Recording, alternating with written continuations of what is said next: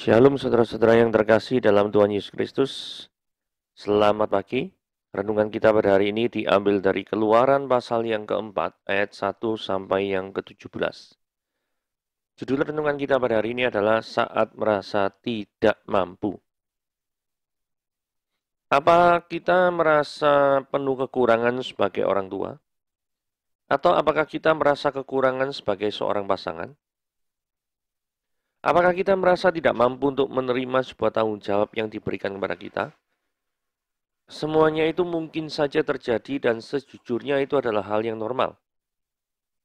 Terkadang, ketika kita berhadapan dengan kesempatan yang baru, rasa tidak aman di hati mulai bertambah, dan mungkin kita memusatkan pada apa yang bisa berjalan buruk di depan kita. Perasaan itulah yang pernah dialami Musa. Dalam keterpurukannya, setelah bertahun-tahun pelariannya dari Mesir, tiba-tiba Tuhan menjumpainya dan memintanya kembali ke Mesir dan memimpin bangsanya keluar dari sana. Tetapi Musa merasa bahwa dirinya kurang mampu. Ia ragu, takut, dan berbagai kemungkinan buruk yang nanti akan dialaminya. Jadi, dengan berbagai alasan dia berusaha menolak meski Tuhan berjanji akan menyertainya.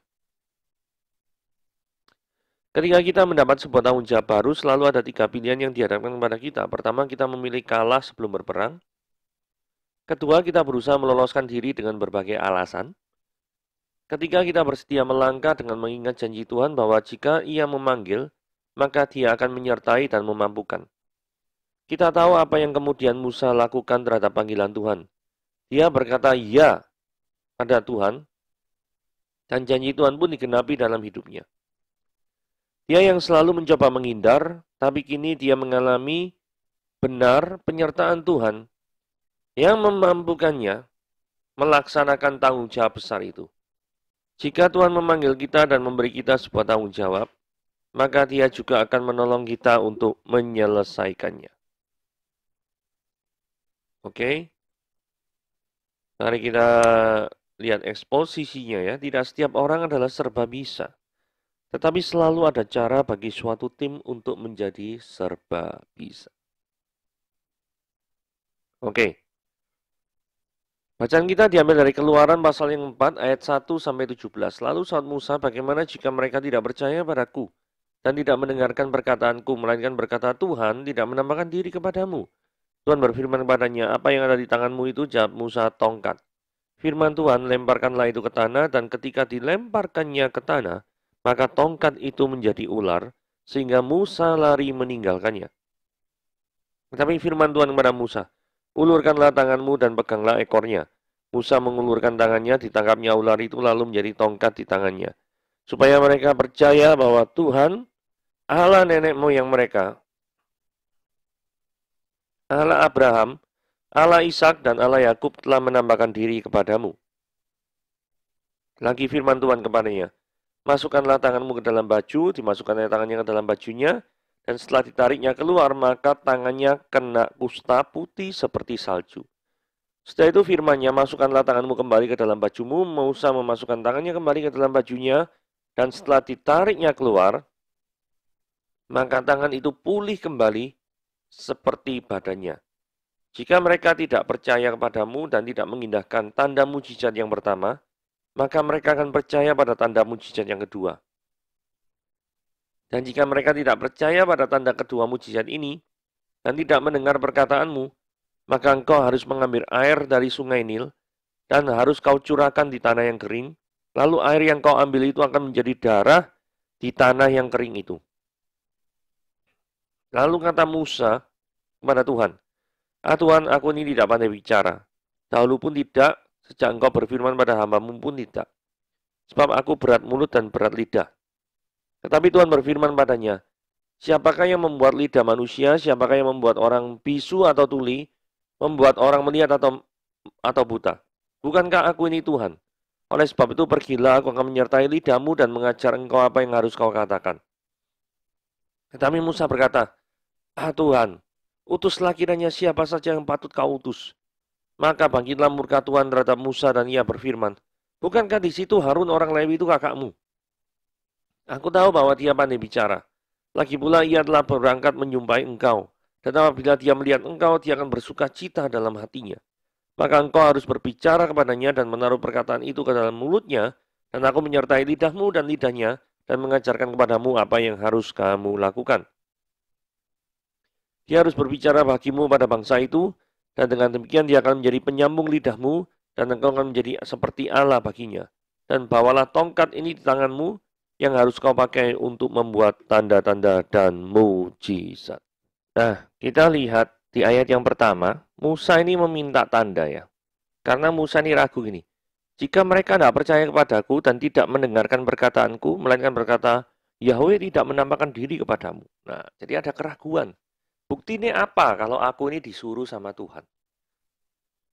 Nah, keraguan Musa ini masuk akal ya. Kenapa? Alkitab mencatat yang dibawa keluar daripada Mesir itu 600.000 laki-laki. Belum terhitung perempuan dan anak-anak. Saudara, diperkirakan ada 2 juta orang yang dibawa keluar dari Mesir menuju ke Kanaan. Saudara pernah ikut tour and travel kan ya? Biasanya satu tour guide itu misalkan lawan 25 atau 50 orang gitu ya. Nah ini satu tour guide Musa melawan 2 juta orang. Apalagi dikatakan mereka bukanlah bangsa-bangsa yang nurut-nurut, tapi tegar tengkuk, sering komplain, sering sungut-sungut. Saudara, ini bukan suatu bangsa yang mudah. Apalagi Musa pernah mengalami peristiwa traumatis, yaitu dia bermaksud menolong justru disalahpahami sama orang-orang yang ada di Israel di sana, dan pengen dilaporkan ke Firaun gitu ya, kalau Musa ini membunuh daripada orang Mesir. Nah, jadi Musa ini ada keraguan dalam dirinya. Secara manusiawi itu sangat tanggung jawab itu sangat besar gitu. Musa merasa tidak pantas untuk menjadi pemimpin bangsa Israel. Nah, aplikasi praktisnya banyak di antara kita yang merasa tidak pantas untuk melakukan pelayanan. Tetapi Tuhan tetap mau memakai kita, orang yang berdosa ini, untuk terlibat dalam ladang pelayanan. Mungkin kita berpikir ya, masakan orang yang berlumuran dengan dosa, terjun dalam suatu pelayanan yang notabene berlabel kesucian. Tetapi kalau kita lihat, semua manusia juga manusia berdosa. Nah kalau misalkan kita berharap hanya orang suci yang boleh terjun dalam pelayanan yang berlabel suci itu, maka yang terjadi adalah tidak ada satu manusia pun yang terjun dalam dunia pelayanan. Itulah sebabnya mengapa kok perlu kekuatan daripada Tuhan ketika melakukan suatu pelayanan. Gitu ya. Nah, tongkat menjadi ular. Jadi kenapa kok tongkat jadi ular ya? Kok enggak tongkat jadi kambing, tongkat jadi gajah gitu ya? Kenapa kok tongkat jadi ular? Karena menurut saya, setidaknya ini memiliki suatu pesan ini ya. Kuasa daripada tukang-tukang sihir Mesir itu bisa disamai oleh Yahweh. Saudara lihat Keluaran pasal yang ke-7 ayat 11-13. Jadi Firaun itu memanggil orang-orang berilmu dan ahli-ahli sihir, dan mereka pun ahli-ahli Mesir itu membuat yang demikian juga dengan ilmu mantra mereka. Masing-masing mereka melemparkan tongkatnya, dan tongkat-tongkat itu menjadi ular. Jadi artinya, setidaknya Musa ini datang dengan kuasa dari Tuhan, dan pesannya gini, aku ini tidak kalah loh sama your magician, tukang-tukang sihirmu itu ya. Nah, tongkat Harun menelan tongkat-tongkat mereka. Artinya apa? Ada kemenangan, sekalipun sama, tetapi ularnya Harun itu bisa makan daripada ular-ularnya mereka. Luar biasa bukan? Ini kan menunjukkan bahwa wah, sekalipun mujizatnya sama, tetapi ketika ditarung tetap menang Yahweh. Superioritas daripada Tuhan itu jelas terlihat dalam peristiwa ini. Tetapi hati Firaun itu berkeras, sehingga tidak mau mendengarkan mereka keduanya. seperti yang telah difirmankan Tuhan. Gitu ya. Nah, ini kemudian ada tanda yang kedua, yaitu tangan yang biasa menjadi tangan yang berkusta, kemudian tangan yang menderita penyakit kusta dimasukkan lagi jadi tangan yang biasa, gitu ya, normal. Nah, tujuannya apa ada tanda-tanda seperti ini? Tujuannya adalah supaya, ayat 5 ya, supaya mereka percaya bahwa Yahweh, Allah nenek moyang mereka, Allah Abraham, Ishak, Yakub, yang notabene adalah Allah daripada orang-orang Israel. Gitu. Yahweh itu Allah orang-orang Israel. Kok tahu Israel? Ya karena Israel keturunan daripada Abraham, Ishak, dan Yakub. Nah ini telah menampakkan diri kepadamu. Arti daripada ini adalah Firaun jangan pernah bermain-main dengan bangsa pilihan Tuhan. Karena kalau disebut Allah Abraham, Allah itu memilih Abraham. Allah Ishak, Allah Yakub. Allah itu berkenan pada Ishak dan menyertai kehidupan Yakub. Jadi kepada Allah yang demikian, yang menyertai Yakub adalah cikal bakal daripada bangsa Israel. Ada 12 suku yang sekarang posisinya sedang dijajah oleh bangsa Mesir. Diperbudak oleh bangsa Mesir. Nah, pesan implisitnya, mereka memiliki Allah yang luar biasa. Jangan karena status mereka sebagai budak, maka itu menjadi legitimasi bagi Firaun untuk berlaku seenaknya sendiri terhadap bangsa ini. Rupa-rupanya Firaun tidak peduli ya. Tidak peduli terhadap Musa melakukan mujizat yang lebih tinggi daripada magiciannya dia. Itu rasanya Firaun tetap berkeras hatinya. Itulah sebabnya kalau kita lihat ya. Mujizat yang tangan kusta tadi, di Keluaran pasal yang ke-7 itu tidak tercatat kalau saya lihat. Langsung nanti loncat pada air menjadi darah. Nah, kenapa kok seperti itu? Kemungkinan besar karena ceritanya pun sama, yaitu Firaun tetap menolak daripada mujizat yang dinyatakan oleh Musa. Gitu ya. Nah, ini tanda kedua ya. Nah, tanda kedua seperti ini itu kenapa kok perlu ditampilkan? Karena penyihir Firaun tidak bisa melakukan penyembuhan terhadap penyakit kusta ini. Jadi semakin menunjukkan superioritas daripada Musa dan Harun, jauh lebih tinggi kuasanya yang menyertai mereka daripada kuasa-kuasa yang dimiliki oleh Firaun. Tapi tetap saja mereka tidak percaya. Ayat 9. Dan jika mereka tidak juga percaya kedua tanda mujizat ini, nah, Tuhan sudah menebak ya. Karena kita kan lagi bahas Keluaran pasal yang 4. Yang realisasinya itu nanti terjadi pada Keluaran pasal yang ke-7. 3 pasal kemudian. Maka engkau harus mengambil air dari sungai Nil dan harus kau curahkan di tanah kering. Lalu air yang kau ambil itu akan menjadi darah di tanah yang kering itu.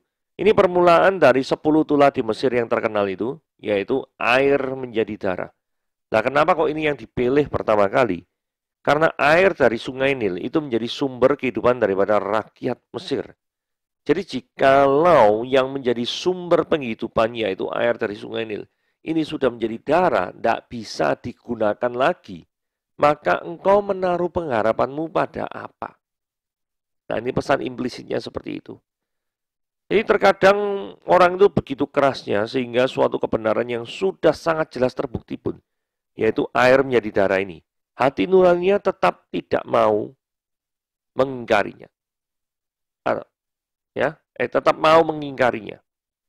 Jadi sudah jelas-jelas sungai Nil, dewa sungai Nil yang kau sembah itu kalah superioritas sama Yahweh. Nah, ketika kalah, jelas terlihat airnya jadi darah. Nah, kalau dewanya sungai Nil itu berkuasa, kan ngubah lagi darahnya jadi air. Nah, tapi itu tidak terjadi gitu loh. Nah, karena tidak terjadi, seharusnya orang-orang kan bertobat. Oh Tuhan, ini adalah suatu hal yang luar biasa yang saya dapat lihat. Ampunilah dosa-dosaku. Harusnya kan seperti itu. Tapi tidak terjadi seperti itu. Beda dengan orang Niniwe ya. Orang Niniwe tahu ya.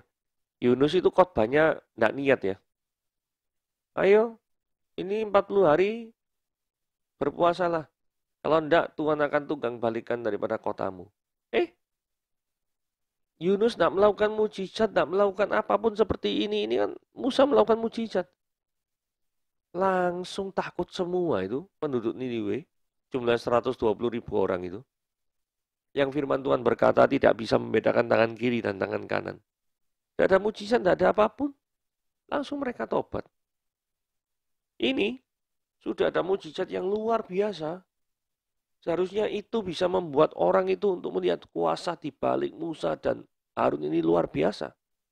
Toh itu juga tidak membuat mereka bertobat. Ya. Dan ayat 10 dan 11 sih. Musa ini alasan lagi ya. Ngomong gini, aku ini tidak pandai bicara. Sejak dari dulu tidak. Sejak engkau berfirman pada hambamu pun tidak.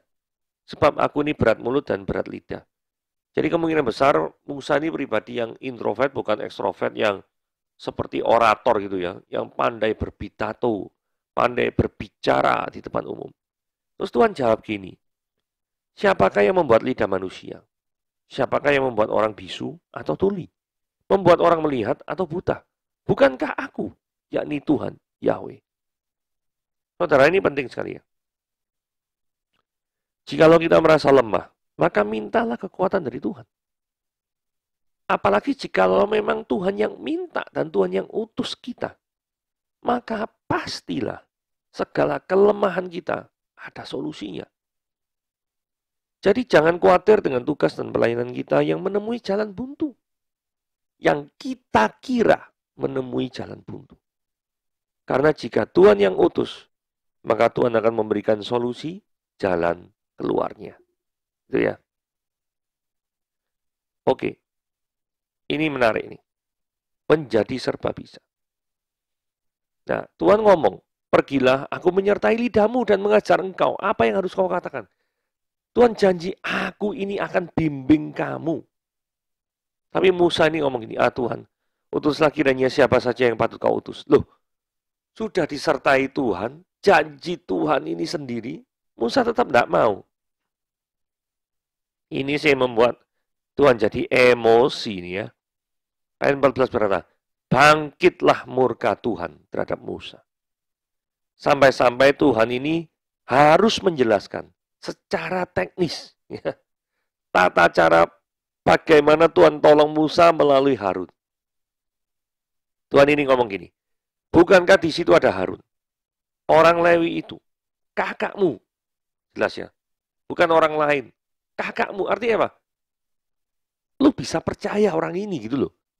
Lu bukan 1-2 tahun kenal Harun bukan? Tetapi selama hidupmu engkau kenal Harun kan? Nah, aku tahu bahwa dia pandai bicara. Lagi pula dia telah berangkat menjumpai engkau. Dan apabila dia melihat engkau, dia akan bersuka cita dalam hatinya. Ya memang sama Harun sempat terpisah sih ya. Tapi ya saya yakin 40 tahun di Mesir itu harusnya dia pernah lah lihat atau jumpa sama kakaknya Harun ya. Maka engkau harus berbicara kepadanya. Menaruh perkataan itu dalam mulutnya. Aku sertai lidahmu dan lidahnya yang mengajarkan kepada kamu apa yang harus kamu lakukan. Dan mengajarkan kepada kamu apa yang harus kamu lakukan. Jadi artinya gini ya. Tuhan menyertai Musa, menyertai lidah Musa, itu dalam pengertian ketika ngomong sama Harun. Harunnya itu bisa mengerti. Karena Musa tadi kan ngomong, aku ini berat lidah dan tidak pandai bicara. Mungkin pribadi yang introvert. Nah, ketika Tuhan menyertai lidahnya Harun, itu dalam pengertian ketika Harun menyampaikan pada khalayak ramai, mungkin dengan cara pidato yang menarik dan pandai bicara, itu akan membuat orang semakin menangkap isi daripada firman Tuhan seperti apa. Nah, yang kalimat bercetak tebal ini penting ya. Tidak setiap orang adalah serba bisa. Musa mungkin memiliki jiwa kepemimpinan, memiliki kepandaian dalam hal pengambilan keputusan, decision making, tetapi dia tidak pandai bicara. Dia kurang percaya diri kalau berbicara di depan umum. Itulah sebabnya selalu ada cara bagi suatu tim. Perhatikan kata-kata kuncinya. Bagi suatu tim untuk menjadi serba bisa. Engkau sendiri memang tidak serba bisa. Tapi begitu Anda memiliki tim, dalam hal ini Musa memiliki Harun, kakaknya sendiri, suku Lewi, suku yang dipilih Tuhan untuk melayani Tuhan, khusus melayani Tuhan. Itu Anda akan menjadi serba bisa. Oke? Jadi kalau misalkan dikatakan menjadi serba bisa, mungkin jikalau Anda memiliki tim. Tetapi jikalau Anda sendirian, pasti tidak bisa. Jadi kesimpulan pembicaraan Tuhan dengan Musa itu disimpulkan di 2 ayat terakhirnya, ayat 16 dan 17. Artinya, Tuhan utus Musa, dan jangan khawatir, Harun akan menjadi penyambung lidahmu. Karena memang seorang pemimpin pasti harus bicara. Nah, mungkin seorang pemimpin tidak bicara. Dan nanti followernya, pengikutnya ini kan bingung, ini maksudnya apa? Gitu loh. Nah, pasti harus bicara. Nah, karena bicara itu merupakan masalah bagi Musa, jangan khawatir, Harun bantu. Satu. Yang kedua, bawalah tongkat ini di tanganmu yang harus kau pakai untuk membuat tanda-tanda mujizat. Pertanyaannya, mengapa kok perlu tanda-tanda mujizat? Untuk meneguhkan Musa ini adalah utusan Tuhan. Ini juga yang dilakukan ketika zamannya Yesus Kristus. Yaitu ketika Yesus melakukan mujizat, Yesus berjalan di atas air. Saudara perhatikan respon orang-orang yang sekitarnya. Sungguh orang ini adalah anak Allah. Luar biasa ya. Angin badai ribut ditenangkan. Sungguh orang ini adalah anak Allah. Jadi tujuan-tujuan daripada mujizat itu diberikan bukan untuk show off saja, ya toh, menampilkan saja, oh aku ini kuat, enggak. Tapi untuk menunjukkan siapakah pribadi di balik kuasa yang bisa menaklukkan penyakit, bisa menaklukkan daripada kuasa alam yang tidak terkendali, bisa menaklukkan daripada hati manusia, bisa menyembuhkan daripada sakit kusta. Siapakah di balik kuasa-kuasa yang hebat itu? Itu adalah Yahweh sendiri. Oke, renungan kita sampai di sini. Tuhan Yesus memberkati.